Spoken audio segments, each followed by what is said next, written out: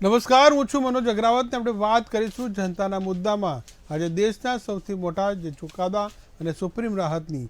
Supreme કોર્ટે શુક્રવારે Modi surname કેસમાં રાહુલ ગાંધીની 2 વર્ષની સજા પર રોક લગાવી દીધી છે. સુપ્રીમ કોર્ટે કહ્યું છે કે ભાષણ આપતી વખતે સાવધાની પણ રાખવી જોઈએ.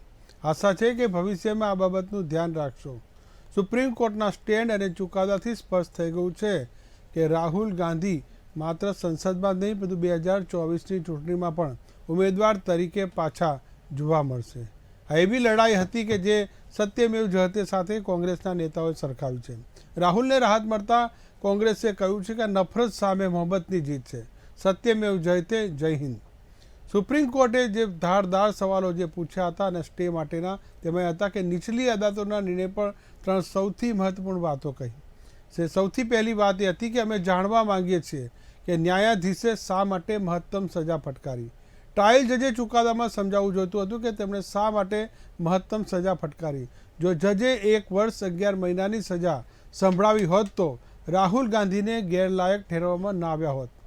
બીજો જે પ્રશ્ન હતો કે મહત્તમ સજાને કારણે લોકસભાની 1 સીટ સાંસદ વગર રહી જશે. આ વાત માત્ર વ્યક્તિના અધિકારની વાત નથી, તે બેઠકના મતદારોના અધિકારની પણ વાત કરે છે. આ સુપ્રીમ કોર્ટે ખૂબ જ મહત્વનો સવાલ છે તે ટ્રાયલ કોર્ટને હાઈકોર્ટને પૂછ્યો છે. ત્રીજું છે કે એમાં કોઈ શંકા નથી કે ભાષણમાં જે પણ કહેવામાં આવ્યું છે તે સારું નહોતું. નેતાઓએ જાહેરમાં બોલતી વખતે સાવચેત રહેવું જોઈએ. તેનું ધ્યાન રાખવાની રાહુલ ગાંધીની ફરજ બની જાય છે. આમ સુપ્રીમ કોર્ટે રાહુલ ગાંધીને ટકોર પણ કરી અને ટ્રાયલ કોર્ટ અને હાઈકોર્ટનું ધ્યાન પણ દોર્યું. આ દરમિયાન કોર્ટે ફરિયાદી પૂર્ણેશ મોદીના વકીલ મહેશ જેઠમલાણીને પણ પૂછ્યું કે મેક્સિમમ સજા કરવા માટે કોર્ટે કયા કારણો આપ્યા છે. ઓછી સજા આપી શકાય હોત જેથી સંસદીય ક્ષેત્રના જનતાના અધિકારીઓ પણ યથાવત રહ્યા હોત. રાહુલ ગાંધી કર્ણાટકના કોલારમાં 13 એપ્રિલ 2019ના રોજ એક ચૂંટણી રેલીમાં મોદી અટક પર ટિપ્પણી કરી હતી, જેમાં લલિત મોદી, નીરવ મોદી અને બાદમાં મોદી ચોર છે એવું વક્તવ્ય આપ્યું હતું. સુપ્રીમ કોર્ટના નિર્ણયથી રાહુલ ગાંધીના 2024ની ચૂંટણી લડવાની શક્યતા પર ઘેરાયેલા વાદળો હાલ દૂર થઈ ગયા છે. જો સુપ્રીમ કોર્ટે પણ રાહુલને દોષિત ઠેરવતા નીચલી અદાલતના નિર્ણય પર સ્ટે ન મૂક્યો હોત તો તેઓ 2024ની લોકસભાની ચૂંટણી લડી ન શક્યા હોત. સુપ્રીમ કોર્ટના સ્ટેન્ડ અને તાજેતરના નિર્ણય પરથી એટલું સ્પષ્ટ થઈ ગયું છે કે રાહુલ ગાંધી માત્ર સંસદમાં જ નહીં પરંતુ 2024ની ચૂંટણીમાં ઉમેદવાર તરીકે પણ પાછા જોવા મળે તો કોઈ નવાઈ નહીં. કોર્ટના નિર્ણયથી રાહુલની તરફેણમાં 2 સૌથી મહત્વની બાબતો થશે. હવે રાહુલ ગાંધીનું સંસદ પદ છે તે પરત મળશે અને તેઓ વર્તમાન સત્રમાં હાજરી પણ આપી શકશે. જો રાહુલ ઈચ્છે તો આવતા વર્ષે યોજાનારી લોકસભાની ચૂંટણી પણ લડી શકે છે. રાહુલને ફરી સાંસદ તરીકે જે સરકારી મકાન, જે સરકારી બંગલો મળે તે પણ મળશે. આ મુદ્દે આપણે ચર્ચા કરવા માટે અલગ અલગ મહાનુભાવો જોડાય છે. એ પહેલાં આજે શું કહ્યું તે જોઈએ. अभिषेक मनु सिंघवी की अगुवाई में सुप्रीम कोर्ट में जो कानूनी लड़ाई हम लड़ी थी उसमें राहुल गांधी जी की राहत मिले तब सही महीनों में हम सबको अंदर एक खुशी की लहर बह गए. सदन में राहुल गांधी जी की नदरत अनुपस्थिति बराबर हमें महसूस होते ही रहते. कोई अगर काम में राजनीतिक कारणों से राहुल गांधी जी कहीं व्यस्त रहे अलग बात है, लेकिन सदन में राहुल गांधी जी की आने में पाबंदी, सदन में आने की अधिकार जब से छीन लिए गए थे तब सही महीनों में हम लोग बड़े दुखी थे. सत्यमेव जयते जो हमारा नेशनल सिंबल के नीचे लिखा हुआ रहता है वो उसका जीत आज हुआ है. इसलिए हम सारे लोग खुश हैं. शायद आप भी खुश होंगे क्योंकि हमेशा ऐसा होता है कि हमारी बातें कभी नेगेटिव में ही जाते हैं, थोड़ा सा पॉजिटिव भी रहता है। तो सुप्रीम कोर्ट का फैसला, उसके तहत, और मैं तहे दिल से सुप्रीम कोर्ट का फैसले का स्वागत करता हूं। अभी संविधान जिंदा है, बाकी है, और न्याय मिल सकता है, ये इसका एक बहुत बड़ा उदाहरण है। संविधान लोकतंत्र और भारत के आम लोगों की 2019 में कांग्रेस के तत्कालीन अध्यक्ष श्रीमान राहुल गांधी ने कर्नाटक से बेंगलोर से 100 किलोमीटर दूर कोलार में एक जनसभा में ओबीसी समाज का बहुत बड़ा घटक मोदी नामधारी, मोदी सरनेमधारी, मोदी कास्ट, मोदी समाज, मोदी कम्युनिटी, इन सभी का अपमान किया था। उस समय हमने सूरत में ट्रायल कोर्ट में 2013 में ही हमने याचिका फाइल की थी। बाद में 2023 में ट्रायल कोर्ट में सभी कानूनी प्रक्रिया, आज नहीं तो कल, कल नहीं तो परसों सच्चाई की जीत होती है। मगर जो भी हो, मेरा रास्ता तो क्लियर है। मुझे क्या करना है, मेरा क्या काम है, उसके बारे में मेरे दिमाग में बिल्कुल क्लैरिटी है। जिन लोगों ने हमारी मदद की और जनता ने जो प्यार और सपोर्ट दिया, उसके लिए मैं बहुत बहुत धन्यवाद करता हूं। Thank you. તો હતા કોંગ્રેસના જે પૂર્વ અધ્યક્ષ રાહુલ ગાંધી, હવે સાંસદ, જે પૂર્વ સાંસદ તેઓ લખતા હતા, કદાચ સાંસદ પણ લખવા મળશે। હજુ જે આધિકારિક ઓર્ડર છે તેમના હાથમાં મળ્યો નથી, તેમની રાહ જોવાઈ રહી છે। આપણી સાથે મુદ્દે ચર્ચા કરવા માટે અલગ અલગ નેતાઓ જોડાય છે। કોંગ્રેસના નેતા પરાગ પંચાલ મારી સાથે સ્ટુડિયોથી જોડાય છે, ભાજપના નેતા પ્રકાશ ઉપાધ્યાય, સાથોસાથ સોનલ જોશી હાઈકોર્ટ એડવોકેટ, રત્ના વોરા હાઈકોર્ટ એડવોકેટ, જ્યોતિબેન અમીન રાજકીય વિશ્લેષક, અને થોડી વારમાં જોડાશે યોગેશ ચોડગર અને મુકેશ ઓઝા। મુકેશ ઓઝા પણ રાજકીય વિશ્લેષક છે। તમામનું ખૂબ ખૂબ સ્વાગત છે। શરૂઆત આપણે કરીશું પરાગ પંચાલ, નેતા કોંગ્રેસી। પરાગભાઈ, જે આજનો દિવસ છે એ તમારા માટે, પાર્ટી માટે અને ઇન્ડિયા માટે ખૂબ જ અગત્યનો છે। જી મનોજભાઈ, આજનો દિવસ આમ જો આપણે કહીએ તો એવું નથી કે ફક્ત કોંગ્રેસ પાર્ટી માટે જ આ ખુશીનો દિવસ હોય। દેશ માટે ખુશીનો દિવસ છે, લોકશાહી માટે ખુશીનો દિવસ છે, સંઘીય સંવિધાનીય ઢાંચા માટે પણ આ ખુશીનો દિવસ છે। કારણ કે છેલ્લા કેટલાય સમયથી લોકશાહી અને સંવિધાનીય ઢાંચા ઉપર ભારતીય જનતા પાર્ટી દ્વારા જે પ્રમાણે પ્રહારો થઈ રહ્યા હતા ને, એ પ્રહારોની સામે રાહુલ ગાંધી નિર્ભય થઈ અને સંસદમાં એમનો મુકાબલો કરી રહ્યા હતા। એમણે એકલાએ મોદી અને અદાણીના ગઠબંધન 20,000 કરોડના સ્કેમ વિશે બોલવાની હિંમત કરી। એમણે ડિમોનેટાઇઝેશન ઉપર પણ પહેલાં બોલેલા છે, ત્યારબાદ એવા જીએસટી ઉપર બી બોલેલા છે, અનએમ્પ્લોયમેન્ટ ઉપર બી બોલેલા છે। એટલે ભારતીય જનતા પાર્ટીની બી ખબર છે કે અત્યારે જે પ્રકારની પરિસ્થિતિ, ભયાવહ પરિસ્થિતિ આખા દેશમાં ચાલી રહી છે, એની સામે ગાંધી કુટુંબ જે છે અને એમાં રાહુલ ગાંધી જે ખૂબ જ નિર્ભય બનીને વાત કરી રહ્યા છે। 3,600 કિલોમીટર જેટલી યાત્રા કરી રહ્યા છે, બધાને મળી રહ્યા છે। એટલે એના પરિણામ સ્વરૂપે એ ક્યાંક ગભરાઈ ગયેલા અને એ સમયે જે આજે સમજો કે નીચલી કોર્ટમાં પુણેશ મોદીએ હમણાં જ આ એમનું આપણે નિવેદન જોયું, આ ચુકાદો આવ્યા પછી, એના માટે હું એમ કહીશ કે ભાઈ રસ્સી જલ ગઈ પણ બલ નહીં ગયા, એના જેવું છે। પહેલાં પણ કીધેલું આપણે ભાજપ, ભારતીય જનતા પાર્ટીના મારા મિત્ર પ્રકાશ ઉપાધ્યાય, જે હમણાં આના પહેલાં જ્યારે હાઈકોર્ટનો ચુકાદો આવ્યો ત્યારે એક ડિબેટમાં એમને સવાલ પૂછેલો એન્કરે કે જો રાહુલ ગાંધી જીતશે તો શું Bharatiya Janata party OBC card રમશે? એમણે કીધેલું ના, કોઈ જરૂર નથી, પરંતુ પુણેશ મોદી આજે તરત જ ઓબીસી કાર્ડ ચાલુ કરી દીધું। એટલે આ લોકોની તકલીફ જ આ છે કે સત્યનો જે વિજય થાય એ પણ એમને મંજૂર નથી। જી પરાગભાઈ, આપણી સાથે પ્રકાશ ઉપાધ્યાય જોડાય છે। નમસ્કાર પ્રકાશભાઈ। પ્રકાશભાઈ, આજના ચુકાદાને આપ કઈ રીતે જુઓ છો? નીચલી કોર્ટે જે 2 વર્ષની સજા આપી, હાઈકોર્ટે 2 વર્ષની સજા આપી, પણ સુપ્રીમ કોર્ટને આ સજા મંજૂર નહોતી.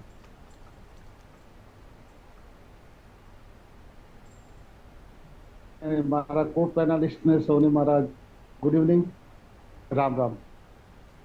સુપ્રીમ કોર્ટે રાહત આપી છે, દોષમાંથી મુક્ત નથી કર્યા, રાહત આપી છે. એમ એક રાહત કહેવાય ને, રાહત આપી છે.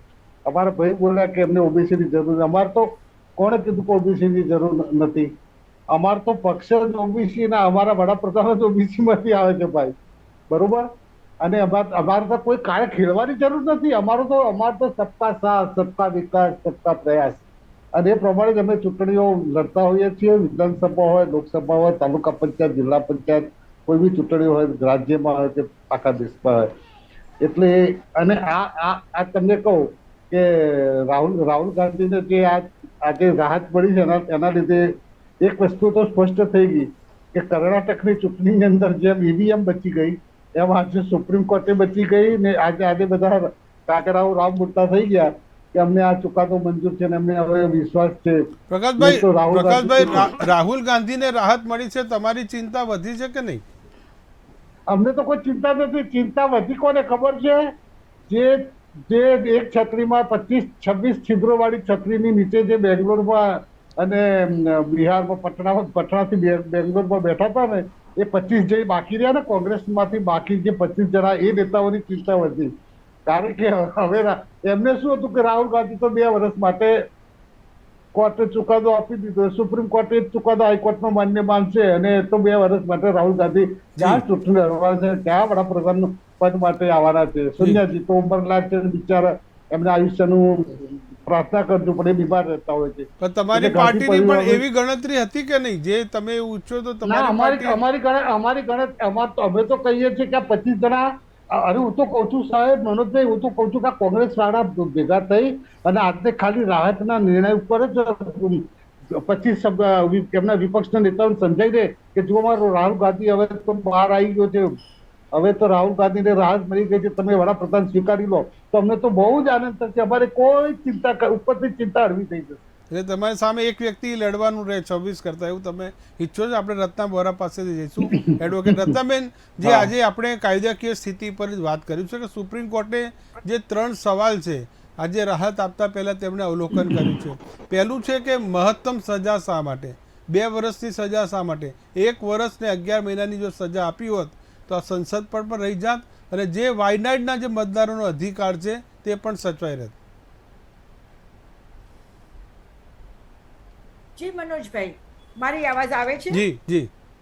હા, તો જે રીતે આજે અમે આ ચુકાદો આવ્યો છે, ભલે અમારા સાથી પેનલિસ્ટ પ્રકાશભાઈ કહેતા હોય, હસતા હોય, મજાકની રીતે પોતાના બતાવતા હોય કે આ જાણે કે કંઈક ખેલ થઈ ગયું છે, એ એમનું બોડી લેંગ્વેજ બતાવી આવે છે કે એ હવે થોડાક ડિસ્ટર્બ થઈ ગયા છે. પણ આજે જે આ ચુકાદો છે એ બચકાડાનો છે, પરંતુ એની હવે ઠીક છે. એનીવે, એઝ અ એડવોકેટ મારે એઝ અ એડવોકેટ પણ બતાવવું પડશે કે આ ચુકાદો ખૂબ જ મહત્વનો ચુકાદો છે. કારણ કે જો સુપ્રીમ કોર્ટે જે પ્રશ્ન પૂછ્યો છે કે કેમ 2 વર્ષની સજા જ કરી, 2 વર્ષની સજા પાછળના કારણો સેશન્સ કોર્ટમાં પણ નથી અપાયા, કાં તો હાઈકોર્ટમાં પણ નથી અપાયા. અને જે સુપ્રીમ કોર્ટે કીધું કે મહત્તમ સજા કેમ, તો એના જવાબ મળ્યા નથી બંને ઓર્ડર્સમાંથી. એટલા જ માટે સુપ્રીમ કોર્ટે આ વચગાળાનું ઓર્ડર આપીને આ જે સજાને અત્યારે સ્ટે કરી છે. અને આ સ્ટે ક્યાં સુધી ચાલશે એ પણ એમને કીધું કે જ્યાં સુધી અપીલ પેન્ડિંગ છે ત્યાં સુધી આ સ્ટે ચાલવાનો છે. તો અમે આ જે રાહત છે આ ભલે વચગાળાની રાહત છે, પણ અમે તો એને પરમાનન્ટ માનીને ચાલી રહ્યા છીએ. કારણ કે આ લોકોની મનસા હતી, ભાજપના પેટમાં તેલ રેડાતું હતું કે જે રાહુલ ગાંધી એડવોકેટ તરીકે બોલો, કોંગ્રેસ તરફથી બોલો છો? પ્રકાશભાઈ શું કીધું એડવોકેટ પ્રકાશભાઈ વચ્ચે ફરી આપની પાસે આવીશ. આપણે રત્નાબેનને સાંભળી લઈએ. તમે મનોજભાઈ એડવોકેટ તરીકે એમને કાયદા- એડવોકેટ તરીકે એડવોકેટ કાયદાકીય જ એ આપણે- સાચું બોલે છે, એ સાચું બોલે છે. કાયદાકીય જ આપણે પ્રશ્નો પૂછીએ છીએ. એમ નહીં, તમે મનોજભાઈ કોંગ્રેસના બબ્બે ના, આપણે એડવોકેટ તરીકે છે, એડવોકેટ તરીકે. કોંગ્રેસનો પટ્ટો પહેર્યો છે, યુ કેન સી. તો શું થઈ ગયું? લો, હું કોંગ્રેસની એડવોકેટ કોંગ્રેસનો પટ્ટો ના પહેરી શકે. જબરા લીએ બોલાવો છો. પેટમાં દુખે છે. તો રાજકીય વિશ્લેષક તરીકે એડવોકેટ નહીં, તરીકે નહીં, છે તો શું કરે? કોંગ્રેસ એડવોકેટ કોંગ્રેસનો પટ્ટો કેમ ના પહેરી શકે? ડિબેટમાં ના કરી તમે શકે. આવો વાહિયાત સવાલ કેમ કરો ભાઈ તમે? આપણે અલગ-અલગ- પરાગભાઈ, તો પછી તો કોંગ્રેસ નહીં, નહીં, બરોબર, હું જવાબ આપું. ભાજપના બે બોલો. તમે આપણે- અત્યાર પરબભાઈ- સુધી 9 વર્ષની અંદર નેશનલ ચેનલની અંદર એન્કર ભાજપનો, VHP નો, RSS નો, એનાલિસ્ટ ભાજપનો અને એક જ માણસ કોંગ્રેસનો હોય. તમે 9 વર્ષ આ રીતે ડિબેટ ચલાવી છે. જી પરબભાઈ ને આપણે પ્રકાશભાઈ આપણે ફરી આપની પાસે આવીશ. આપણે મુકેશભાઈ પણ છે, સોનલબેન પણ છે, જ્યોતિબેન છે. જી મુકેશભાઈ ને આપણે જઈએ. VHP વાળા ભાજપનો કમળનો પટ્ટો પહેરી નથી બેસતા. જી, પ્રકાશભાઈ આપણે ફરી આવીશ આપણી પાસે. પ્રકાશભાઈ ફરી આવીશ આપણી પાસે. સમય ઘણો બધો છે. પ્રકાશભાઈ ઘણો સમય છે આપણી પાસે. આપણે મુકેશભાઈ પાસે જઈએ. ભાજપના બે જી, તમારા જી, debate મુકેશભાઈ. બોલાવવા જોઈએ. મુકેશભાઈ હાજી, જી આજે અત્યારે કોંગ્રેસના મારી વાત અધૂરી રહી ગઈ છે. હા ફરી આપની મનોજભાઈ. પાસે ફરી આપણે વાત હજુ આપણે મને disturb બે કરે મુદ્દા છે, એટલા માટે મેં ચૂપ થઈ ગઈ. સુપ્રીમ કોર્ટના પરંતુ બે- મારી વાત અધૂરી રહી ગઈ છે. સુપ્રીમ આ કોર્ટના વાત- બીજા બે મુદ્દા પણ છે. જી બોલો બોલો રત્ન, ફટાફટ રત્નાબેન. પૂરું કરો. હા, તો મારું તો એ જ કહેવાનું છે કે જે સુપ્રીમ કોર્ટનો ચુકાદો છે ને એના માટે હું ખાલી એક શાયરી છે, જરા હિન્દીમાં કહીશ, કદાચ મારા સભ્ય પેનલ વાળાઓને ને મારા દર્શકોને પણ ગમશે કે મુદ્દઈ લાખ પૂરા ચાહે તો क्या होता है, मुद्दई लाख पूरा चाहे तो क्या होता है, वही होता है जो मंजूर खुदा होता है. મંજૂર સુપ્રીમ હોતા है આપણે એમ કહીએ. ઇરશાદ માંગુ છું. મારું તો એક वही જ हो- કહેવાનું છે वही કે वही ઘણા होगा जो કર્યા. 24 में રાહુલ वही होगा जो 24 में जनता ગાંધીને चाहेगी. હટાવવાના બહુ ઘણા બધા પ્રયત્ન કર્યા. જેમાં ચુકાદો આવ્યો 24 કલાકે નતા થયા અને એમની સંસદ સભ્યતામાંથી એમને બરખાસ્ત કરી દીધા. એટલું જ નહીં, 18 દિવસમાં એમનું બંગલો છીનવી લીધું. અને જે રીતે રાહુલ ગાંધીને હેરાન પરેશાન કરવામાં આવ્યા છે એની સામે રાહુલ ગાંધી ડર્યા નથી અને આગળ જ વધ્યા છે. અને એમને કીધું, અને આજે પણ ધક્કાની ચોટ ઉપર હું એમના વતી કહું છું કે રાહુલ ગાંધી સાવરકર નથી, એ ગાંધી છે. એટલા માટે એમણે માફી નથી માંગી અને એમણે કીધું સુપ્રીમ કોર્ટમાં કે જો મારે માફી માંગવી હોત તો હું ટ્રાયલ કોર્ટમાં જ માંગી લે. જી, જી, અને જી, આજે રત્નાબેન. હું સાવરકરની વાત કરું છું. જી, ઇતિહાસ જી, ફરી છે. આપણી પાસે અને આવીશ. એ ફરી ઇતિહાસ ફરી બદલી આવીશ. ના શકે. ફરી અને આવીશ. એની સાથે તમે હું કહેવા માંગુ છું કે જે રીતે આજે ચુકાદો આવ્યો છે, આ ચુકાદો અસત્ય ઉપર સત્યની વિજય છે, જી હિંસાની સામે અહિંસાની વિજય જી. છે. આ નફરત જી આપણે ફરી આપણે ફરી કલમ ઉપર આવીશું 499 સી ઉપર. આ જે સાંપ્રદાયિકતા લોકો છે, જે જી. કમ્યુનલ તાકાતો છે, એમને એક લપડાક આપી જી. છે. અને જે સુપ્રીમ કોર્ટમાં જે ચુકાદો આવ્યો છે એને દૂધનું દૂધ અને પાણીનું પાણી કરી બતાવ્યું છે. અને હવે હું એડવોકેટની ભાષામાં વાત કરું તો અપીલમાં તો સ્ટે આવી ગયું, સોરી, અપીલ તો એડમિટ થઈ ગઈ છે અને હવે સજાના ઉપર પણ સ્ટે આવી ગયું છે. તો અપીલ ચાલતા ચાલતા આપણું જે લીગલ સિસ્ટમ છે 5-7 વર્ષ તો સેશનમાં ક્યાંય ના ગયા. પછી જો અપીલ ઉપર કોઈ પણ પાર્ટી છે, સ્ટેટ કરે કે પ્રાઇવેટ પાર્ટી કરે કે રાહુલ ગાંધીજી કરે, તો હાઈકોર્ટમાં પણ અપીલ ચાલતા ચાલતા બીજા 10-15 વર્ષ ગયા. પણ રત્નાબેન કોંગ્રેસે એ પણ ના ભૂલવું જોઈએ કે એના પર હજુ 10 ફોજદારી કેસો પેન્ડિંગ છે રાહુલ ગાંધી પર. 2014, 16, 18, 19, 23 લાંબી એટલે આપણે આ મુદ્દાથી જ આપણે જી જી જી આ કોઈ મર્ડરનો કેસ નતો કે આ કોઈ નહીં એટલે ઘણા બધા આપણા કેસો હજુ પેન્ડિંગ છે, એની પર આપણે ચર્ચા કરીશું. આપણે જેની અંદર મેક્સિમમ સજા આપવામાં આવે અને જે રીતે સજા આપી છે અમે નીચેના કોર્ટના ચુકાદાઓને કઈ નથી કહેતા, પરંતુ સુપ્રીમ કોર્ટે સ્પષ્ટ કરી દીધું છે કે ભાઈ આ મહત્તમ સજા કેમ આપી એના કારણ બતાવો. બસ એના માટે રાહુલ ગાંધીને રાહત મળી એ મુદ્દા ઉપર. બસ મુકેશભાઈ જી રત્નાબેન, આપણે મુકેશભાઈ પાસે જઈએ. રત્નાબેન ફરી આપણી પાસે આવીશ, આપણી પાસે પૂરો ટાઈમ છે. મુકેશભાઈ. ઓકે ઠીક છે. મુકેશભાઈ, મારું એ કહેવું છે, સાંભળો, મારું એ કહેવું છે, હમણાં જ કોંગ્રેસના પ્રવક્તાએ કીધું કે આ ટીવી ચેનલ ઉપર જે બેઠા છે એ બધા ભાજપના છે. આ એ જ પ્રકારની રાજનીતિ કે જે આ પૂર્ણેશ મોદીએ જે કરી હતી કે ભાઈ આ મોદી છે, આ મોદી છે ને આ મોદી છે, ગાળ આપી, એમ તમે અત્યારે એ શસ્ત્ર ઉઠાવ્યું કોંગ્રેસ વાળા પ્રવક્તા સાહેબે કે અહીંયા બેઠા છે એ ભાજપના છે ને આ બેઠા છે ભાજપના. મેં અહીંયા બેઠેલા છે એવું નથી કીધું, મેં નેશનલ ચેનલની ભૂતકાળની વાત કરી. શબ્દોને મર્ચેન્ટ્સો મારશો નહીં ભાઈ. મેં તમને દાખલો આપ્યો, નેશનલ ચેનલનો દાખલો આપ્યો. મને કોઈ ભાજપનો કોઈ નિર્ણય સારો લાગે, સરકારનો નિર્ણય સારો લાગે તો હું એને વધાવી શકું છું, એને સારો કહી શકું છું. જો ખરાબ ભાઈ તમારી વાત જ નથી, આ તો નેશનલ ચેનલમાં એવો દાખલો આપેલો. આપણે સાંભળો મુકેશભાઈ, આ એક પ્રકારની રાજનીતિ છે. હવે વાત રહી આ વચગાળાના હુકમની, તો ખરેખર એ કોંગ્રેસ પક્ષ માટે એક નવો સૂર્ય ઉદય થયો છે. ખરેખર છેલ્લા, જો હવે તમે મારું તટસ્થીકરણ જોશો, છેલ્લા 6 માસની અંદર જે પ્રમાણે દેશની અંદર ઘટનાઓ થઈ રહી છે અને જે પ્રમાણે કોંગ્રેસની એક્ટિવિટીઝ વધી રહી છે, જ્યારથી રાહુલ ગાંધીજીએ યાત્રા શરૂ કરી છે અને હવે બીજી યાત્રાની શરૂઆત કરવાની વાત પણ કરી રહી છે, એ અત્યારે દેશના મેન ઓફ ધ હાઇક સાબિત થઈ રહ્યા છે. એક પદયાત્રા થકી લોકોનું જનસમર્થન મેળવ્યું છે, એમાં કોઈ શંકાને સ્થાન નથી. પરંતુ આ બાજુ દેશની અંદર મણિપુર જેવી સ્થિતિ અને હજુ 2 દિવસ 4 દિવસથી હરિયાણાની અંદર જે પ્રકારે પાકિસ્તાન જિંદાબાદના નારા લગાવાઈ રહ્યા છે, એ જ સ્ટેટ છે કે જ્યાં ભાજપ છે, ત્યાં જ પાકિસ્તાન જિંદાબાદના નારા અને મંદિરો ઉપર હુમલા થઈ રહ્યા છે, ત્યાં પણ ભાજપની સરકાર છે. ત્યાં આ બધામાં રાજનીતિ છે અને રાજનીતિ થકી એકબીજાને ઉપાડવા પછાડવા, આ તો ઇન્ટરનલ રહેવાનું. મુદ્દા આધારિત રાજનીતિ થાય તો પક્ષ લોકો એને જોતા હોય છે. એટલે આપણે જ્યારે પણ કોઈ પણ તટસ્થીકરણની વાત કરતા હોઈએ ને, તો આપણે એ કહી શકીએ, નો ડાઉટ રાહુલ ગાંધી સાહેબ અત્યારે છેલ્લા 6-8 માસથી જે પદયાત્રા કરી છે, પ્રખર વક્તા બનવા જઈ રહ્યા છે. સોનિયાજી તો નિવૃત્ત થઈ ગયા છે, પરંતુ એ જ સક્ષમતા એમને લીડરશિપ કેળવવાની હજુ પણ જરૂર છે. ઇન્ડિયાની અંદર એમનું કેટલું પ્રભુત્વ છે ઇન્ડિયાની તમામ ટીમ જાણે છે. કોંગ્રેસે ભેગું કરી અત્યારે કોંગ્રેસના અસ્તિત્વને બચાવવાની વાત કરી છે. હમણાં જ બેને કાયદાની વાત કરી, તો આ ન્યાયતંત્ર ઉપર પણ જે સવાલ ઉઠાવ્યો તો ન્યાયતંત્ર જ્યારથી ભારત આઝાદ થયું છે ત્યારથી કોંગ્રેસના કાર્યકાળથી ન્યાયતંત્ર એ જ છે, એ જ પદ્ધતિ છે, એ જ કાયદાઓ ઘડેલા છે અને એના ઉપર જ આ બધા નિર્ણયો આવતા હોય છે.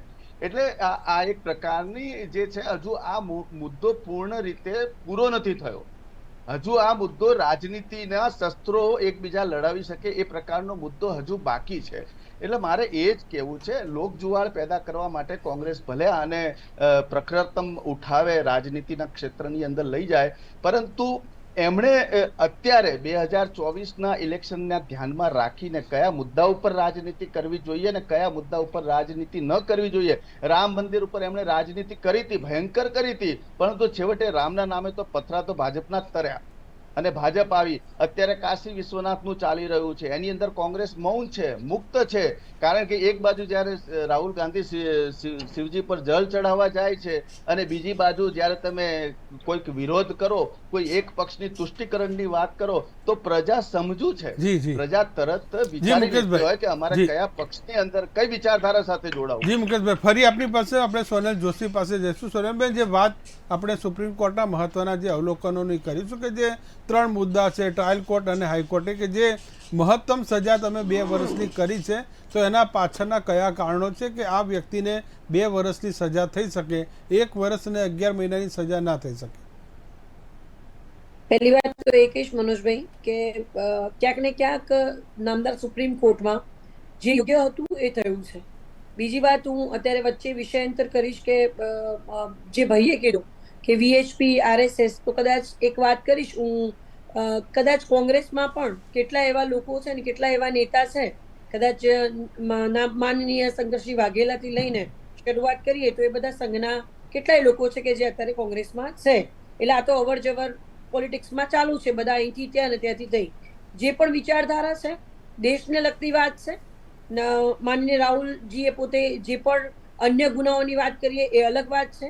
આમાં નામદાર સુપ્રીમ કોર્ટે જે ન્યાયની અપેક્ષા જે ભારત દેશ પાસે દરેક લોકો રાખે છે અને દરેક આમ આદમી માટે કોર્ટ પરનો વિશ્વાસ છે એ અત્યારે હાલ સાબિત થયો છે. એટલે ક્યાંક ને ક્યાંક જે રાજકીય રીતે જે ઉછાળવામાં આવ્યું હતું, જે સુપ્રીમમાં એમને જે પ્રમાણે નામદાર કોર્ટને લાગ્યું એ પ્રમાણેનો નિર્ણય આવ્યો છે.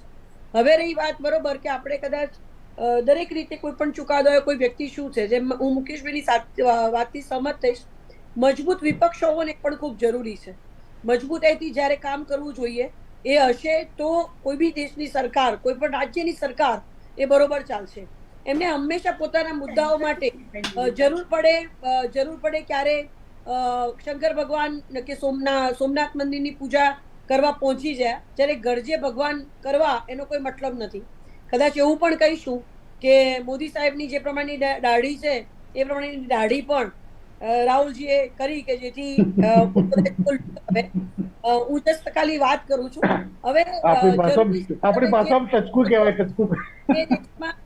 એ દેશમાં અંદર દરેક નાગરિકોને ઇક્વાલિટી, તમારું જ્યારે તુષ્ટિકરણની વાતો કરી અલગ રીતે એક મત હોવો જરૂરી છે.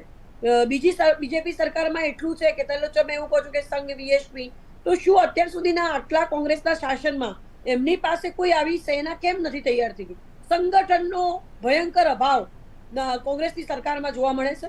એમની પાસે સંગઠિત લોકો નથી. એબીવીપી, વીએસપી, બીજેપી, બીજા ભારતીય વિચાર મંચથી લઈને કેટલા બધા પ્રકલ્પો છે કે જે બીજેપી સાથે જોડાયેલા છે. તમારે શીખવાનું છે. એક વસ્તુથી કોઈ વસ્તુ થઈ છે ખોટી હતી, ન્યાય કેટલું ઇન્ડિપેન્ડન્ટ છે. આજે એમનો નામદાર સુપ્રીમ કોર્ટે જે ચુકાદો આપ્યો છે, જે સ્ટે આપ્યો છે, સર આંખો પર, પરંતુ આપણે એવું કહીએ કે જે પ્રમાણેની ન્યાય પ્રણાલીકો પર બી સવાલ છે, જેમ મુકેશભાઈએ કીધું કે તારીખ પે તારીખ આવું પણ ન થવું જોઈએ. અને કાયદાનો મિસયુઝ ક્યારે કોઈ પણ નેતા કરે છે તો એ યોગ્ય નથી. ઘણીવાર આપણે લહેજો ભૂલી જઈએ છીએ. આજે કે કોઈ પણ વ્યક્તિને બધાને ગણવા બેસી જઈએ કે આટલા રેપ થયા, આને આ કરે, આને આ કરે. આજે કદાચ એવું કહી શકાય કે બધાએ કદાચ એવું કીધું હોત, કોંગ્રેસના પ્રવક્તા છે એમને જો એવું કીધું હોત કે કદાચ ન્યાયપાલિકા ઇન્ડિપેન્ડન્ટ છે, આજે જે પણ હતું એ યોગ્ય રીતે નામદાર સુપ્રીમ કોર્ટે ચુકાદો આપ્યો. બીજેપી સરકારે, બીજા જે લોકો છે, કદાચ ક્યાંય દરેક સૌથી મોટી વાત હું મુકેશભાઈને કહેવા માંગુ છું કે હવે લોકોને ખબર પડશે ક્યાં શું બોલવું. ખડગે કીધું કે સંવિધાન જિંદા હે. એક કટાક્ષ માર્યો છે, ન્યાયતંત્રમાં માર્યો છે કે ન્યાયતંત્ર અબ જિંદા હે, એવું લાગ્યું, એવો કટાક્ષ માર્યો છે ખડગે સાહેબ. એ દેશ માટે ઘાતક છે. બણગા મારવા, ગમે ત્યારે ગમે તે નેતા વિશે ગમે તે બોલી દેવું. આપણે અહીંયા ડિબેટમાં આવીએ છીએ પણ એક ડિગ્નિફાઈડ ડિબેટ કરીએ, ક્યારે બી કોઈને પર્સનલાઇઝ નહીં કરવું. ક્યારે બીકોઝ ક્યારે કોણ ક્યાં જવાનું છે કોઈને ખબર નથી. ક્યાંક ને ક્યાંક એ પરિવારે પણ ઘણા લોકો ગુમાવ્યા છે અને એમને પણ વર્ષો સુધી સેવા કરી છે. દરેક વસ્તુમાં મોદી સાહેબની નેતૃત્વ શક્તિ કદાચ કહેવાય કે અજબ ગજબ છે. આખી દુનિયા એને સલામ મારી રહી છે, પરંતુ એમને પણ ક્યાંક ને ક્યાંક રાજનીતિમાં અડગ ટકી રહ્યા છે. એમને એમના પરિવારના સભ્યો ગુમાવ્યા છે, એમને પણ પ્રણામ છે. એ પણ અત્યારે પ્રયત્ન કરી રહ્યા છે. પરંતુ ન્યાયતંત્રનો વિજય છે, ન્યાયતંત્રએ જે પણ પગલા લીધા છે, પરંતુ આજથી એ વસ્તુ 100% થઈ કે ગમે ત્યારે ગમે તે વસ્તુ પર બોલવી. કોઈ પણ માનનીય વડાપ્રધાનની જે સરનેમ હતી, ઘણા લોકો છે, અને આવું આજે અચાનક નથી થયું. કદાચ આ લોકો એવું સમજે છે કે રાજકારણ પ્રેરિત છે. રાજકારણ પ્રેરિત નથી.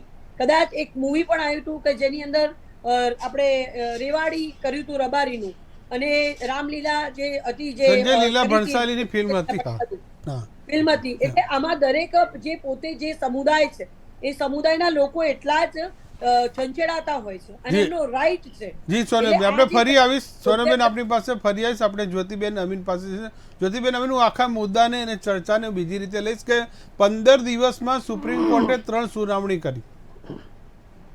આ મુદ્દાને લઈને 15 દિવસમાં 3 સુનાવણી કરીને આજે સુપ્રીમ કોર્ટે જે અવલોકન કર્યું છે, જે રાહુલ ગાંધીને રાહત આપી છે. એટલે તમે પૂછવા શું માંગો છો? પૂછવા એ માંગુ કે દરેક વ્યક્તિ માટે જો આપણે પ્રાયોરિટીના ધોરણે શું રાહુલ ગાંધી નેતા છે તો 15 દિવસમાં 3 સુનાવણી કરી. સામાન્ય વ્યક્તિને આ પ્રકારે ન્યાય ઝડપી મળે કે ના મળે? મનોજભાઈ આમાં એવું છે કે હમણાં જે આ આખો કેસ હતો એ આખો જ રાજકીય પ્રેરિત હતો. એક વસ્તુ હું તમને કહું કે જે અમુક ઘટનાઓ ઘટતી હોય તો એ દેખાય આપણને કદાચ સાચી, પણ એની અંદર આખા ગર્ભમાં અર્થ આખા જુદા હોય છે. જેવી રીતે રાહુલ ગાંધીએ નિવેદન કર્યું હતું કે નીરવ મોદી છે, પેલો લલિત મોદી છે, તો બધા ચોરની સરને મોદી કેમ છે, બરાબર? આ એક ગર્ભિત વાક્ય હતું. કયા મોદીને માટે કટાક્ષ હતો એ ગર્ભિત હતો, પણ સમજનારા સમજ્યા. એવી જ રીતે પછી જ્યારે આની ઉપર કેસ ચાલ્યો અને એકદમ 2 વર્ષની સજા આપવામાં આવી, મહત્તમ. હવે એક વાત છે કે મહત્તમ સજા, દરેક ગુનાની મહત્તમ સજાઓ જુદી જુદી હોય છે, અને મહત્તમ સજા ત્યારે આપવામાં આવે જ્યારે એ ગુનાનો પ્રકાર બહુ ગંભીર હોય. હવે જેવી રીતે આ નિવેદનનો હતું આ ગુનો, તો એની અંદર એવું હતું કે એમના નિવેદનથી નથી દેશમાં હિંસા ફેલાઈ કે નથી. અને બીજી વાત કે મોદી કોઈ સમાજ કે સમુદાય નથી, ઘણા બધા એ અટક છે, અને ઘણા બધા સમુદાયોની અંદર એ અટક હોય છે.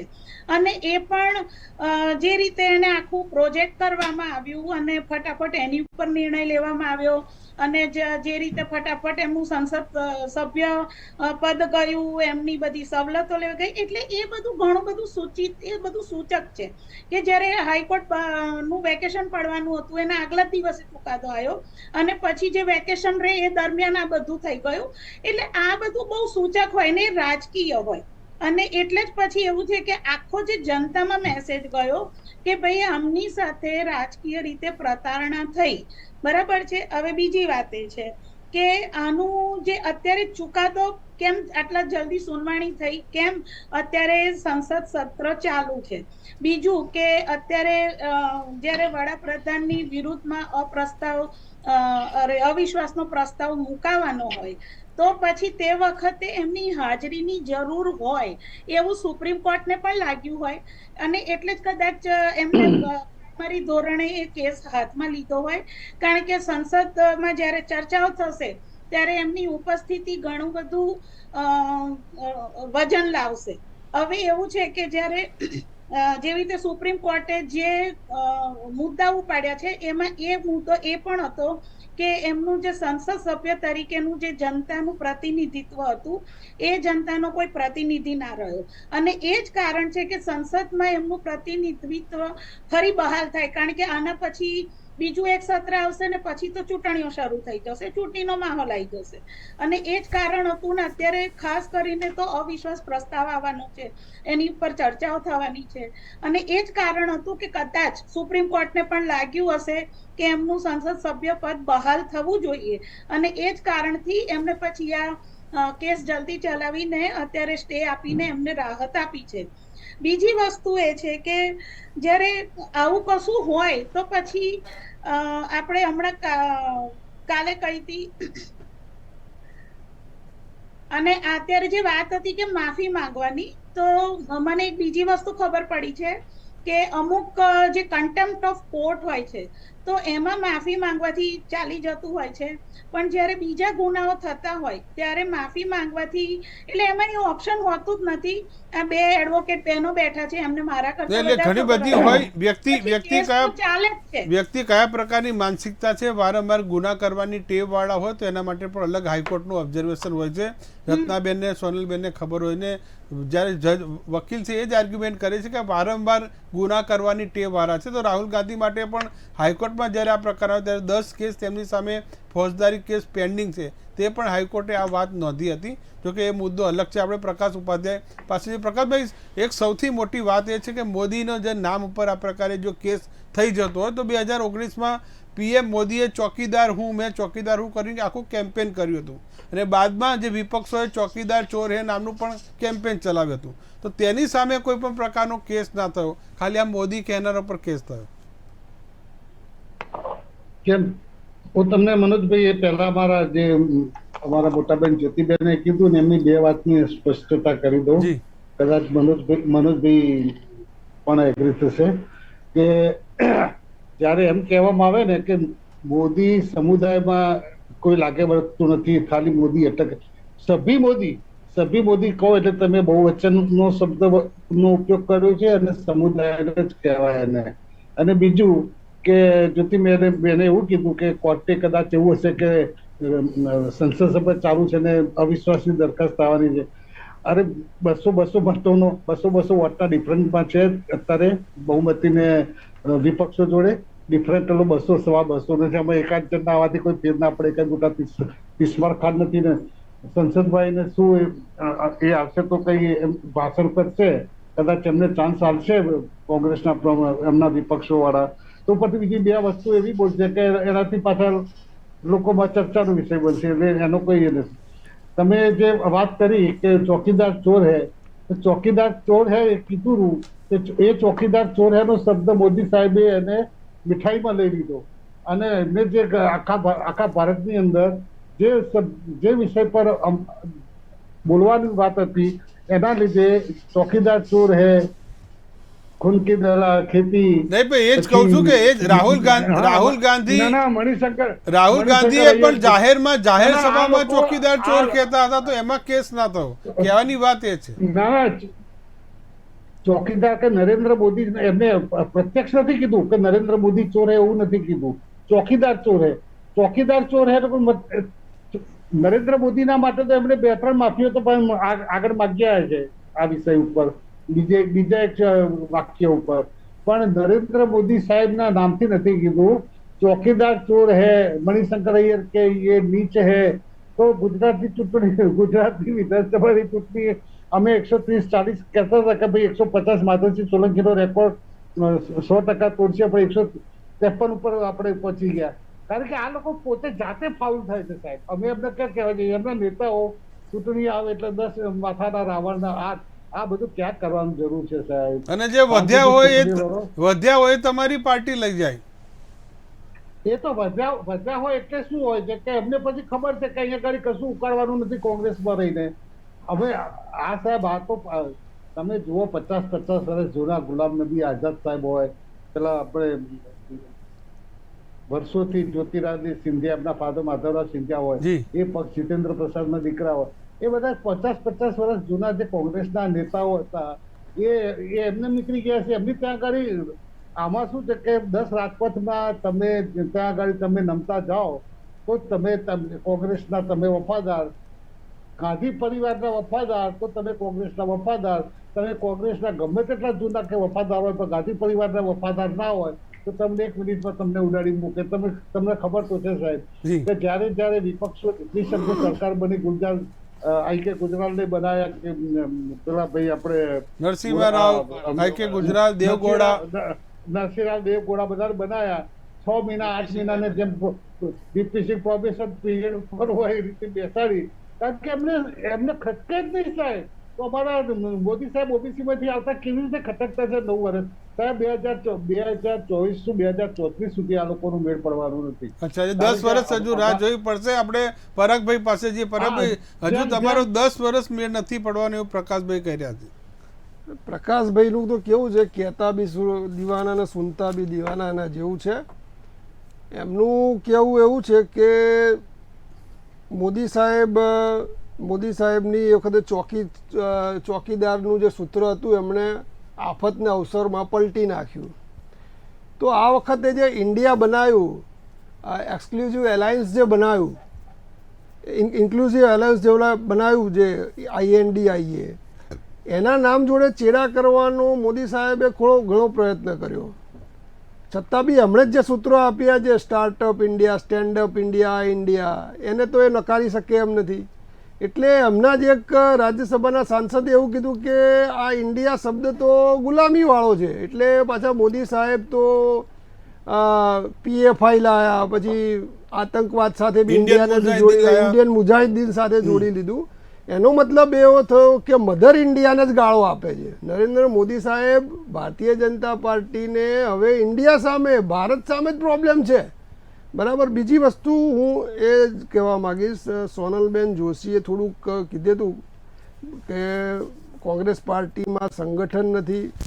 અમે પણ કેમ ABP RSS જેવું નથી. મેં સૌથી પહેલાં હું ચોખવટ કરી દઉં કે મેં એક દાખલો આપેલો, જ્યારે પ્રકાશભાઈએ એક મુદ્દો ઉઠાવ્યો કે કોંગ્રેસ પાર્ટીના અહીંયા 2 પ્રવક્તા કેમ, ત્યારે મેં ખાલી એક દાખલો આપેલો કે નેશનલ ચેનલ ઉપર તમે જૂની ચેનલો ઉઠાવીને જુઓ ત્યારે પ્રવક્તા બી ભારતીય જનતા પાર્ટીના હોય, એનાલિસ્ટ કે RSSનો બી એક માણસ હોય કે એનાલિસ્ટમાંથી બી એમની ફેવર કરનારા હોય. મારો દાખલો કહેવાનો એ પ્રમાણે હતો. એટલે 1885માં સોનલબેન કોંગ્રેસ પાર્ટીની સ્થાપના થઈ અને 125 વર્ષ જૂની પાર્ટી છે. RSSની જેમ કોંગ્રેસ પાર્ટી જોડે સેવાદળ છે, મહિલા, યુવા, NSUI જેવી ફ્રન્ટલની વિંગો છે, OBC, ST, ST ને બીજી અનેક વિંગો છે. અને ભારતીય જનતા પાર્ટીએ જ્યારે પાર્ટી ફોર્મ કરી ત્યારે બેઠી આની કોપી કરી છે. એમણે કંઈ નવું કર્યું નથી. એમણે ફક્ત જે માળખું હતું કોંગ્રેસ પાર્ટીનું એની કોપી કરી છે. અને આજે બી અમારા કાર્યકર્તાઓને લઈ જાય છે, અમારા ધારાસભ્યોને લઈ જાય છે. આજે તમે કોઈ પણ પાર્ટીમાં જોઈ લો કે ભારતીય જનતા પાર્ટી હોય કે બીજી પાર્ટી હોય, એમાં જે થિંક ટેન્ક હશે, જે સ્ટ્રેટર્જી મેકર હશે, એ ઓરિજિનલી ફ્રોમ કોંગ્રેસ પાર્ટી. કારણ કે કોંગ્રેસ પાર્ટીમાં દરેક વ્યક્તિને બોલવાની સ્વતંત્રતા છે, ફ્રીડમ ઓફ સ્પીચ છે, આઝાદી છે, કાર્ય કરવાની એક ફ્રીડમ ત્યાં મળે છે. એટલે એને શીખવા મળે છે અને શીખવા મળે છે. આવી આઝાદી ભારતીય જનતા પાર્ટીમાં નથી. ત્યાં કેવું છે કે તમારે અમુક લેવલના નેતાઓ હોય, વોર્ડનો કાર્યકર હોય, વિધાનસભાનો કાર્યકર હોય તો 25 વર્ષથી કાર્યકર જ કરતો હોય. એણે કોઈ મોટું ફંક્શન હોય, મોદી સાહેબ આવવાના હોય તો ત્યાં ખાલી સીટો જ સાફ કરવાની હોય, બાકી કંઈ કરવાનું હોય નહીં. આવા અનેક નેતાઓની ત્યાં હાલત છે. રાતોરાત CM બદલાઈ જાય, આખું માળખું બદલાઈ જાય, કોઈને પૂછવાનું નહીં. સાહેબે પ્રકાશભાઈ હમણાં વાત કરેલી કે ભાઈ કોંગ્રેસ પાર્ટીમાં એક જ પરિવારનું ચાલે છે. તો ભારતીય જનતા પાર્ટી શું કરે છે? 2 માણસથી જ સરકાર આખો દેશ ચાલે છે. કે નિર્ણયો લેવાય છે કેબિનેટમાં, કેબિનેટના બાકીનાને બોલવાની કોઈ સત્તા નથી. પ્રકાશભાઈ ઉપાધ્યાય, હા, માત્ર 2 જ વ્યક્તિ દેશ ચલાવે છે. 2 જ વ્યક્તિ દેશ ચલાવે. આખું કેબિનેટમાં કોઈને નિર્ણય બી પાછી ડિસિઝન લઈ લેવામાં આવે, પછી કેબિનેટના સભ્યોને નિર્ણયની જાણ કરવામાં આવે છે કે અમે આ ડિસિઝન લઈ લીધો છે અને from tomorrow this will be implemented. એટલે આવી પરિસ્થિતિ છે. એટલે આપણે કંઈ પણ આવું પ્રકાશભાઈ કહેતા હોઈએ ને ત્યારે થોડુંક આપણી તરફ બી જોઈ લેવું જોઈએ. જી, આપણે મુકેશભાઈ ઓઝા પાસે. મુકેશભાઈ ઓઝા, હવે આપણે તટસ્થ જવાબ આપી દેવા. જી બોલો મનોજભાઈ, બોલો. આ કહે છે ને કેબિનેટ ને પૂછવામાં નથી આવતું, 2 જણા નિર્ણય લે છે. હા, નોટબંધી વખત પૂછેલું કોઈને? નોટબંધી વખત પૂછેલું તમે? અરે મારી વાત તો નોટબંધી વખતે નાણામંત્રીને ખબર હતી ભાઈ? અરે તમે જવાબ આપો, મને નાનો જવાબ આપો. તમે આટલો મોટો ડિસિઝન લીધો, લાખો કરોડોનું તમે કૌભાંડ કર્યું નોટબંધીમાં, એમને પરબ 4 લાખ કરોડનું કૌભાંડ કર્યું તમારા નાણામંત્રીને બી ખબર જવાબ તો આલવા દો. અરે તમે સ્ટુડિયોમાં બેઠી ગોટા ના પાડો યાર પરાગભાઈ. જી બોલો. હા, પણ હવે તમે ગાટા પાડો ને પણ. બોલો. અરે હું પાડું છું, શાંતિથી બોલું છું, સાંભળજો શાંતિથી વાત. તમારે જેની જોડે તર્ક ના હોય ને એ ઘાટા પાડે. અને જે મનોજભાઈ જેવા બીજા જે હોય ને બેન, અમારા બેન જેવા, સોનલબેન જેવા, શાંતિ. તમે સાહેબ આવડી મોટી દેશના ઉધાર પાડી દેવાની કટોકટી જાહેર કરી. તમે કયું કેબિનેટ બોલાવ્યું હતું? રાતોરાત ફકરુદ્દીન અહેમદના ઘરે જઈને તમે જેને કટોકટી રાત્રે લાદી દીધી હતી, આવડો મોટો નિર્ણય કર્યો તો કઈ કેબિનેટ બોલાવી હતી ખબર છે? કેબિનેટ બોલાવી હતી તમે ઇન્દિરા ગાંધીજીએ? અમારે તો કેબિનેટે બોલાવે છે ને દરેકની એજન્ડા દરેકના ઓફિસ, દરેકના મંત્રાલયમાં પહોંચી જતું હોય છે અને દરેક કેબિનેટના મિનિસ્ટરો હાજર હોય છે. કોઈ જાતની અમારામાં એટલી શિસ્તબદ્ધ ડિસિપ્લિન હોય છે. હવે વર્ષોથી અમારે ડિસિપ્લિન અત્યારે દેશની જે પરિસ્થિતિ છે કટોકટી કરતા ક્યાંય ઓછી લાગે છે તમને? ત્યારે કેવું પડે ખડગેજીને કેવું પડે કે ક્યાંક ન્યાય ક્યાંક જીવતો છે. ક્યારે કેવું પડે કે કહા પે ન્યાય અભી જિંદા હે, આવા શબ્દો વાપરવા પડે. ક્યારે વાપરવા પડે? અરે આટલા ગોટા પાડી પાડી બોલો છો કે કટોકટી છે? આટલા તો છાતી પાડી પાડી. પ્રકાશભાઈ, આપણે વાત હવે મુકેશભાઈ ઓઝા પાસે. મુકેશભાઈ, વાત એ છે કે હવે જ્યારે રાહુલ ગાંધીની એક નવી ભૂમિકા, અત્યાર સુધી ઇન્ડિયામાં તેઓ સંગઠનમાં હતા, સાથે હતા, પણ તેમની સામે જે કેસ પેન્ડિંગ હતો એટલે કદાચ 2 ફૂટ ઉપર તેમની ભૂમિકા હોય. હવે જ્યારે પૂર્ણ સ્પળે સાંસદ બની જશે, સરકારી બંગલો, અને હવે ચૂંટણી લડવા પણ તેઓ કેપેબલ બની ગયા છે, તો હવે એક ઇન્ડિયામાં પણ નવો પ્રાણ ફૂંકાશે. ઇન્ડિયામાં તો પ્રાણ કેટલો છે, પ્રાણવાયુ કેટલો છે એ તો 2024માં ખબર પડી જશે. પરંતુ વાત એ કરવી છે કે કોંગ્રેસમાં પરિવર્તન જરૂર આવ્યું છે, ચોક્કસ પરિવર્તન આવ્યું છે. હું તમને વાત કરું કે 1975 સુધી જે ઇન્દિરાજીનું જે વર્ચસ્વ હતું, એ વર્ચસ્વ ઉપર જેમ આજે મોદી સાહેબનું વર્ચસ્વ છે ને, એ સમયે ઇન્દિરાજીનું વર્ચસ્વ હતું. પછી એમની જે આ અમુક નીતિઓના કારણે એ પક્ષ ડાઉન થતો ગયો. એમાં પછી તમારે ઘણા બધા આવ્યા, અને આ ગુજરાલ સાહેબ ને વીપી સિંહ સાહેબ ને દેવગોડા સાહેબ ને બધી નાની મોટી સરકારો આવતી ગઈ, મિક્સ સરકારો આવતી ગઈ. અને જયારે એ સમય તો એવું લાગતું હતું કે આ દેશ કઈ રીતે ચાલશે, કઈ દિશામાં જઈ રહ્યો છે. અને છેવટે પછી 1991 જેની પાસે 10 બેઠકો હોય, ભૂલ સમજાય, જે પક્ષ પાસે 10 બેઠકો હોય તે પણ વડાપ્રધાન બનતા હતા. એ અનુભવથી શીખ્યા. ફરી પાછી પ્રજાએ કોંગ્રેસને એક બહુમત આપ્યું. 91 ની અંદર નરસિંહરાવ સરકાર આવી. નરસિંહરાવ સરકારે પણ જે કદાચ જે ઐતિહાસિક ભૂલો કરી કે ના કરી, પ્રજાને ન ગમ્યું, અને પછી ફરી પાછા આપણે બીજેપીને 117 થી લઈને આગળ આવીને અટલ બિહારી વાજપેયીજી સાથે થયું. અને ત્યાંથી એક સંકેત પ્રાપ્ત થયો કે હવે દેશની અંદર પરિવર્તનની જરૂર છે. જે અંગ્રેજોના શાસનથી ચાલતી આવતી તુષ્ટિકરણની નીતિ હોય કે અંગ્રેજોની સમર્થનની નીતિ હોય, એ બધાનું જે પાસું ધીરે ધીરે બદલાવા લાગ્યું. પછી જે ઇસ્યુ આવતા ગયા, રામ મંદિરના ઇસ્યુ આવતા ગયા, ધર્મના ઇસ્યુ આવતા ગયા, સંસ્કૃતિના, કલ્ચરના, અને સાથે ઇકોનોમિક્સના, કે દેશને આર્થિક કઈ રીતે, જાણ કે 91 ની જે નીતિ હતી, આર્થિક ઉદારીકરણની નીતિ હતી, એમાંથી આખો દેશ વેચાવા જઈ રહ્યો હતો, દેશમાંથી બધું બહાર જઈ રહ્યું હતું. હવે એ સમય પાછો અત્યારે આવી, અને ઘણા વર્ષો પછી આખું જો અધ્યયન કરવામાં આવે, એક આખું તટસ્થીકરણ કરવામાં આવે, તો છેલ્લા 2-3 વર્ષથી 4 વર્ષથી ગંભીર ચિંતન કરીને આ દેશ પાછો પાટા પર આવી રહ્યો છે. ચોક્કસ મોદી સાહેબને અભિનંદન આપવા જોઈએ કે જે એમણે જે યોજનાઓ બનાવી છે, આત્મનિર્ભરતાની યોજના બનાવી છે, સ્ટાર્ટઅપ ઇન્ડિયાની જે યોજનાઓ બનાવી છે, તેને એક તાકાત મળી છે. હજુ તો ગઈકાલે જ લેપટોપ અને ઇલેક્ટ્રોનિક્સ ઉપર આયાત પ્રતિબંધ મૂકી દો છે. આવા નિર્ણયો છે. આવા નિર્ણયોની અંદર જો ક્યાંય કચાશ હોય તો એ કોઈ પણ પાર્ટી એનો ઉઠાવી શકે છે. પરંતુ મારે કહેવાનું તાત્પર્ય એ હતું કે એ બધા શીખ્યા પછી એક આખું કોંગ્રેસનું સ્તર એકદમ નીચે જતું રહ્યું હતું, અને ફરી પાછું કે જે દેવગોડા અને ગુજરાલના સમયનું જેવું થયું, હવે એ આખું પક્ષ ઇન્ડિયાને લઈ અને એવી એક રાજનીતિ કરવા જઈ રહ્યા છે. તો મારે એ જ કહેવું છે કે એ સમયના અનુભવોને ભૂલવા ન જોઈએ કોંગ્રેસે. અને ખરેખર કોંગ્રેસની અંદર એ તાકાત છે, એ અનુભવ છે, તો પોતાના નામે કેમ એ પ્રજા પાસે વોટ માંગવા જતી નથી? અને જે અલગ અલગ મતાંતર ધરાવતા, અલગ અલગ જાતિવાદી પરિબળોને સમર્થન આપતા, અલગ અલગ રાજકીય પોતાની જે રાજ્યની નીતિઓ આધારિત લડતા, અને એવા પક્ષો સાથે સમર્થન કરીને જે ખીચડી બનાવવાનો પ્રયત્ન કર્યો છે, એનાથી તો સાહેબ આ યુદ્ધ જીતી શકાય. પણ ગણતરી મુકેશભાઈ, ખરેખર કોંગ્રેસ, મુકેશભાઈ, ભારતીય જનતા ગણતરી એ છે કે 26 પાર્ટીમાં જો દરેક પાર્ટી 10-10 બેઠકો લાવે તો પણ એનો આંકડો 260 થઈ જાય, ને આસાનીથી એનડીએને તેઓ આસાનીથી ફાઇટ આપી શકે, એક મોટો પડકાર ઉભો કરી શકે. તે પ્રકારનું તેમનું ગણિત છે. આપણે રત્ના વોરા પાસે ફરીથી જઈશું. મનોજભાઈ, પહેલા જેવા અત્યારે રાજનીતિકો બિઝનેસમેન થઈ ગયા છે. પહેલા જેવા સેવકો નથી રહ્યા સાહેબ. આજે એ ખબર નથી પડતી કે આ 26 માંથી હું તમને લખીને આપું છું. એટલો કોન્ફિડન્સ છે કે આ એનડીએ માં હોય કે INDIA માં હોય, ચૂંટણી આવતા તો આ ફૂટબોલની ગેમ પેલા પક્ષમાં જશે ને પેલાનો ફૂટબોલની ગેમ આ પક્ષમાં જશે ને કેટલાય નેતા આમ થશે ને કેટલાય નેતા આમ થશે ને આ બધું ચાલતું જ રહેવાનું છે. અને લોકો જોવાના જ છે, લોકો જોવાના જ છે.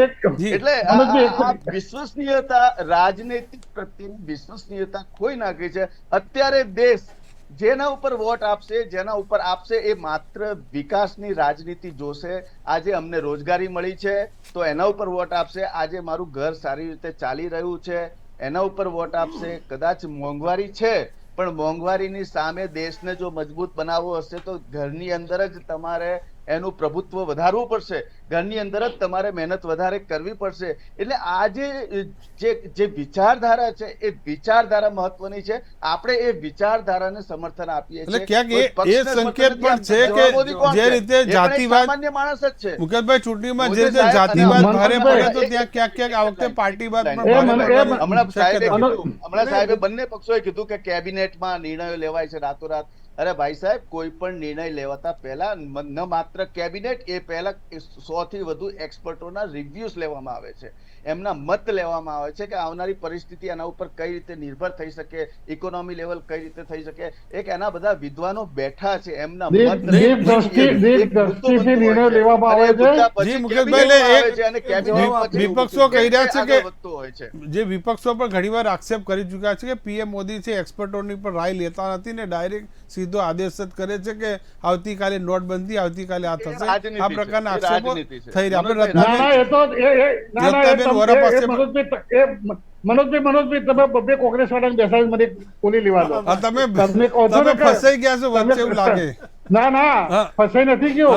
તમે જે કીધું ને કે એક્સપર્ટોના નિર્ણય નથી લેવાતા, અરે સાહેબ એ તો આખી રિઝર્વ બેંક ઓફ ઇન્ડિયા, નાણાં મંત્રાલય, એમના જે પ્રિન્સિપલ સચિવો હોય એ બધાની જોડે એક્સપોઝ ના કરે કે અમે બધું આ બધું કરીને કર્યું. એટલે પીએમ મનમોહનસિંહ હતા, એ પણ પોતે અર્થશાસ્ત્રી હતા, છતાં પણ બીજા અર્થશાસ્ત્રીની સલાહ લેતા હતા. એવું લોકો કોંગ્રેસ એ અર્થશાસ્ત્રી હતા પણ 108 માળા શાસ્ત્રી બની ગયા હતા. પણ એ પોતે અર્થશાસ્ત્રી, એને મોન્ટી અહલુવાલિયાની પર જે મનોજભાઈ ઓઝાએ જે વાત કરી ને કે તમે જે વાત કરી કે 10 જણા વિપક્ષો લાવો તો 260 જેટલું થાય, પણ જયારે મનોજભાઈ કે જયારે એકની સામે એક લડવાની આ લોકો પોલિસી લાવશે અને જયારે જે ઘોઘરા બોધીને બેઠો છે 2014 થી આ 24 ની ચૂંટણી લડવા માટે, હારેલો હોય કે નવો ઉમેદવાર, અને જો એને ટિકિટ નહીં મળે અને બીજી પાર્ટીને ટિકિટ આવશે સમીકરણોના આધારે, તો પેલો ઘેર બેસી રહેશે, એ અપક્ષ લડશે. ઇન્ડિયાની ચિંતા છે, એ વિષય ઇન્ડિયાની ચિંતા છે. આપણે રત્નાબેન ને પાસે જઈએ. રત્નાબેન, આપનો ઓડિયો મ્યુટ છે, અનમ્યુટ કરો. ઓડિયો મ્યુટ છે, અનમ્યુટ કરો. સૌથી પહેલા તો હું આ મોદી સરનેમ ઉપરથી આપણી ચર્ચા ચાલુ થઈ હતી એના ઉપરથી જ આગળ હું શરૂ કરું છું કે સૌથી પહેલા આપણા વડાપ્રધાન પોતે પોતાના ભાષણોમાં કેવું કેવું બોલ્યા છે, અમને તો શરમ આવે છે. હું યાદ કરાવી દઉં. તમે ફરિયાદ નથી કરી કોઈ આવી કોર્ટમાં, કોઈ પાર્ટીએ મારી વાત કરવા દો. હવે મને મારી વાત કરવા દો. આ વડાપ્રધાન થઈને આ માણસને જરાક પણ બોલવાનું ભાન નથી. એક શું કે 50 કરોડ की गर्लफ्रेंड. અરે બધી જૂની વાત થઈ ગઈ, નવી વાત કરો કઈ. એમાં તો તમે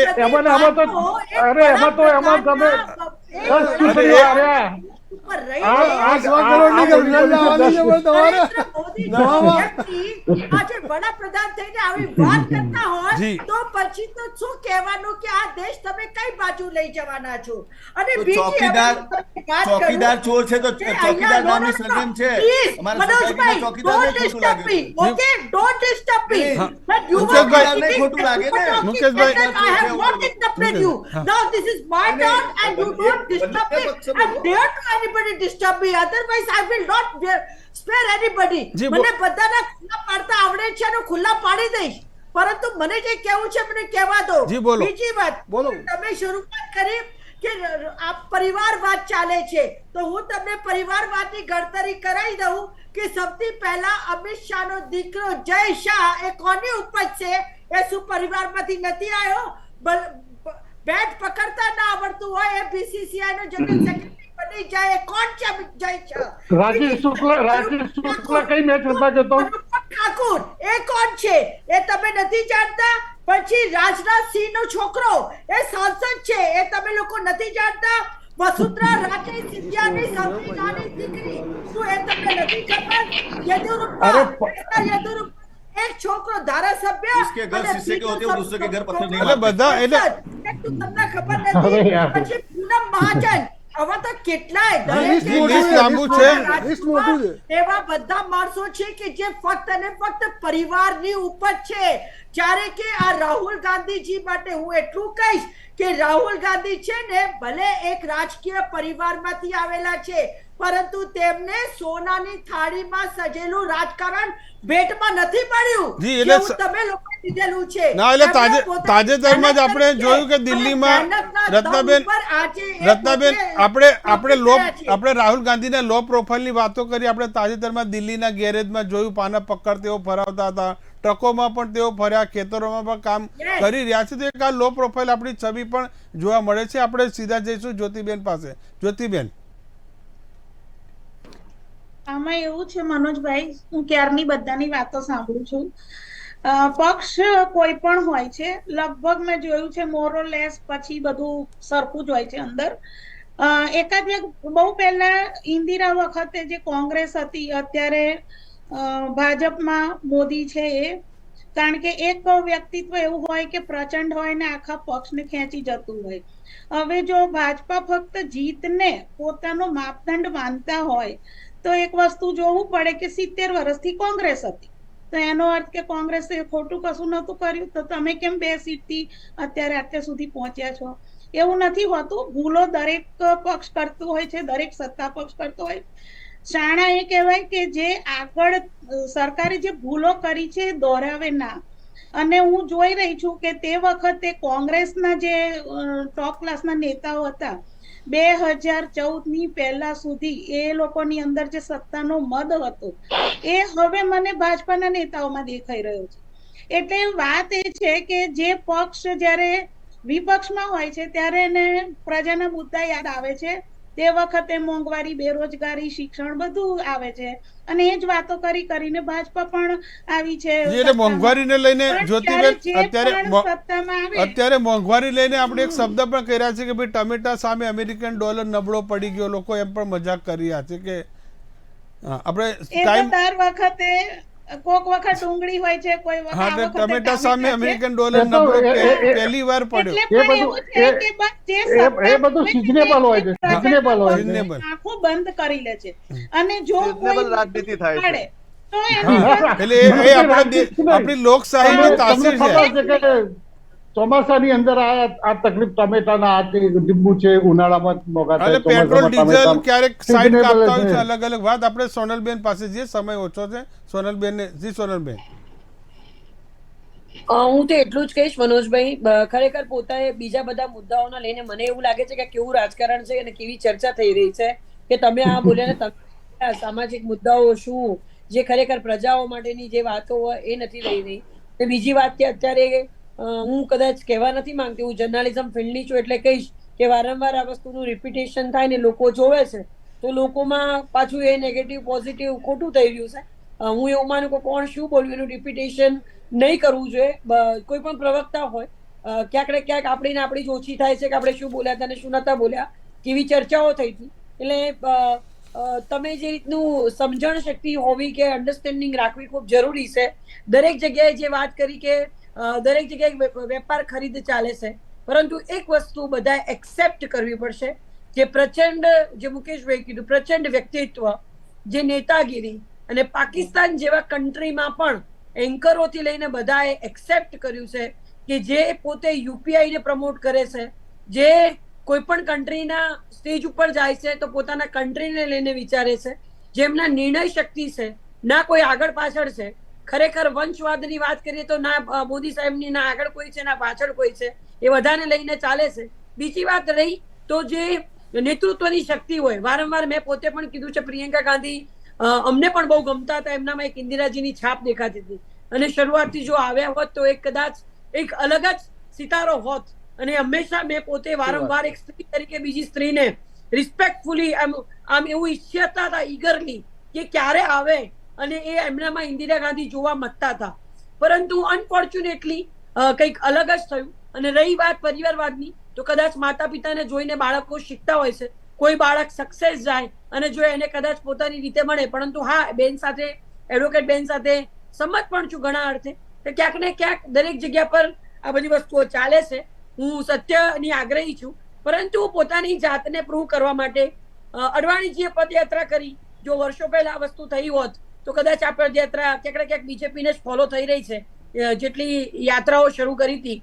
હવે યાત્રાઓ જે કરી રહ્યા છે ને ખરેખર એમનામાં બહાર ભણેલા છે, અન્ડરસ્ટેન્ડિંગ છે, જે પ્રયત્ન છે એ સફળતાપૂર્વકનો પ્રયત્ન એ પોતે કરી રહ્યા છે. અને અમે વારંવાર કહીશું, સમાજને સારા રસ્તે જોવા માટે ઈચ્છીએ છીએ કે સમાજ કંઈક આગળ આવે, અને એના માટે મજબૂત વિપક્ષ, મજબૂત વ્યક્તિ એ હોવો ખૂબ જરૂરી છે. એ જ છે, એ તો જ લોકશાહી ટકી શકશે ને, તો જ લોકશાહી સારી રીતે એક મિનિટ તો જ લોકશાહી સારી રીતે ચાલી શકશે. બોલવાના પર ઘરનું રાખવું જરૂરી છે. જી, સમયનો અભાવ છે, આપણે ફરી મળીશું. આપણે ખૂબ આપનો આભાર. ખૂબ જ મહત્વની જે ચર્ચા કરીને ઘણા લોકોને, દેશના લોકોને પણ કામ આવશે. આપણે વાત એ હતી કે જે કોંગ્રેસને આજે જે રાહત મળી છે, સુપ્રીમ રાહત મળી છે રાહુલ ગાંધીને, સત્યમેવ જયતે. આ અલ્પ વિરામ છે, ફૂલ સ્ટોપ નથી. હજી આવનારા ઘણા બધા ચર્ચો બાકી છે. ફરી મળીશું એક નવા મુદ્દા સાથે. નમસ્કાર.